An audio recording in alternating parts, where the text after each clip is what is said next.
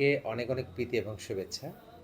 আমি doctor DC রায়। আমি diabetes আক্রান্ত ব্যক্তিদের চিকিৎসা সেবায় নিয়োজিত আছি।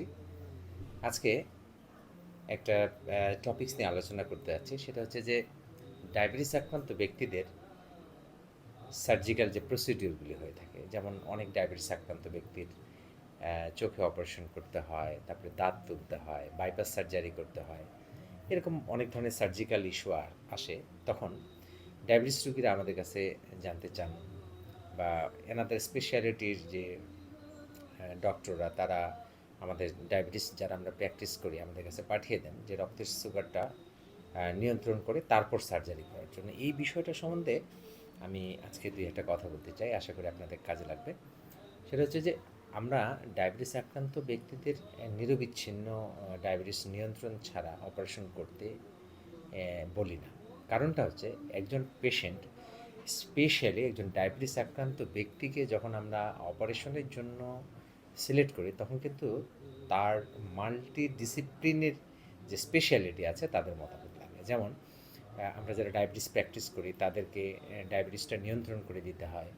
তারপরে তার যদি ইউজুয়ালি ডায়াবেটিস আক্রান্ত ব্যক্তিদের হার্টের সমস্যা থাকে, তো তাদেরকে দেখা যাচ্ছে যে হার্টের ডাক্তারের কাছ থেকে একটা পারমিশন নিতে হয়। এরপর এই সব ফাইল মিলে চলে যাবে হচ্ছে একজন আবেদনবিদ বা অ্যানেস্থেশিয়ার ডক্টরের কাছে।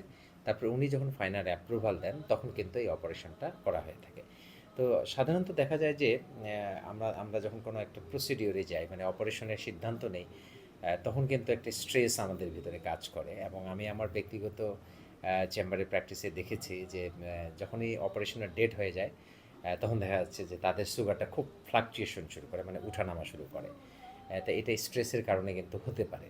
তো অনেক পেশেন্ট আছে বা অনেকেই ডেসপারেটলি অপারেশন করতে চায় যে না ঠিক আছে, 10-12 ডায়াবেটিস আছে, nothing to B worried, operation করে ফেলবো। তবে এই ব্যাপারে আমার মতামত হচ্ছে চিকিৎসা বিজ্ঞানের পড়া পয়েন্ট অফ ভিউ থেকে যে অবশ্যই সুগার অপটিমাম লেভেলে কন্ট্রোলে না থাকা পর্যন্ত এবং বিশেষজ্ঞ চিকিৎসকের পরামর্শ ছাড়া সার্জারিতে যাওয়া কোনোভাবেই উচিত নয়।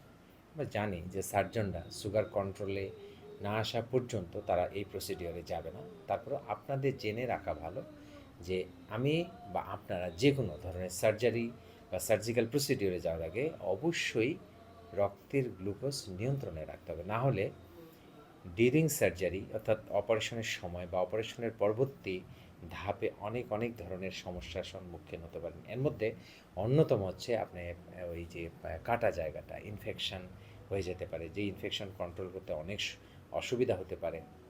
নাম্বার টু হচ্ছে গ্লুকোজ সাডেন নীল হতে পারে, কিংবা গ্লুকোজ সাডেন বেড়ে যেতে পারে। অনেক ধরনের এমার্জেন্সি ডেভেলপ করতে পারে। কাজেই এমার্জেন্সিতে যাওয়ার আগেই এমার্জেন্সিভাবে আমরা যদি ডায়াবেটিস নিয়ন্ত্রণ রাখতে পারি তাহলে কিন্তু অপারেশনটা অনেক অনেক বেশি সাকসেসফুল হবে। আপনাদের সবার জন্য অনেক অনেক শুভকামনা।